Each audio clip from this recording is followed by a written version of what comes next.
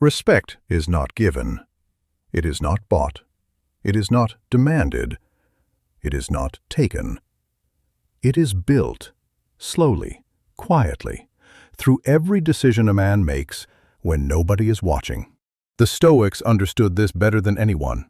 They did not chase status. They did not perform strength. They did not need the world to confirm their worth.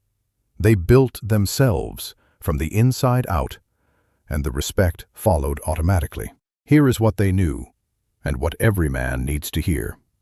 Master yourself before you try to lead anything else. Marcus Aurelius ruled an empire, but every single morning, before he led a single soldier or made a single decision, he sat with his own mind, examined his thoughts, questioned his impulses, held himself to a standard most men never set for themselves. He understood that a man who cannot govern himself cannot govern anything. Self-mastery is not about being perfect. It is about being honest with yourself, about knowing your triggers, your weaknesses, the moments you are tempted to take the easy path, and choosing every single time to do what is right over what is comfortable. That discipline, that daily private commitment, is where all real respect begins. Let your actions speak, and your mouth rest. Epictetus said, "We have 2 ears and 1 mouth for a reason." The man who talks about what he will do rarely does it. The man who simply does it never needs to announce it. A respectable man does not post his charity, does not broadcast his grind, does not need validation for every move he makes. He builds in silence. He moves with purpose. And he lets the results introduce him to every room he walks into. In a world drowning in noise, a man of few but meaningful words is immediately noticed, immediately trusted, immediately respected. Silence is not weakness. In a man who has done the work, it is the loudest statement he can make. Take full ownership of everything in your life. The Stoics had zero tolerance for blame, not of circumstances, not of other people, not of the past. Seneca wrote, "A man who blames others has not yet begun to live." A respectable man looks at everything in his life, the good and the broken, and says, "I am responsible for this." Not because he caused everything, but because he is the only one who can change it.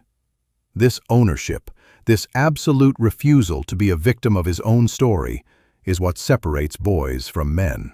The moment you stop waiting for circumstances to change and start changing yourself, everything around you begins to shift. That is not motivation. That is physics.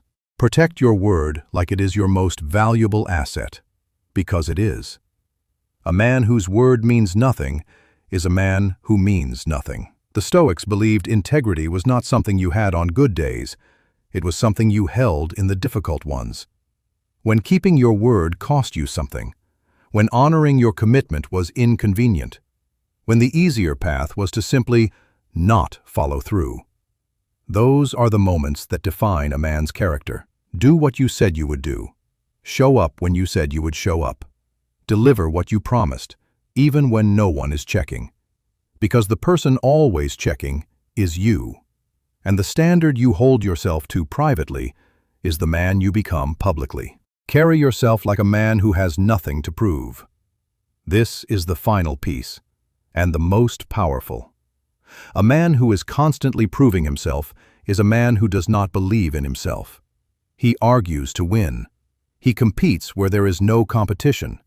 He needs the last word, the most attention, the loudest entrance. The truly respectable man needs none of this. He walks into a room, calm, grounded, unbothered by who sees him or who doesn't. He does not seek approval because he already has his own. And that self-approval, that quiet, unshakable belief in who he is something no one can give him, and no one can take away. The Stoics did not become great men by accident. They became great by choosing every single day to hold themselves to a higher standard than the world required of them. Master yourself. Let your actions speak. Own everything. Keep your word, and stop needing to prove yourself to anyone. Do these 5 things, not perfectly, but consistently, and you will not need to demand respect from any room you walk into. You will simply already have it.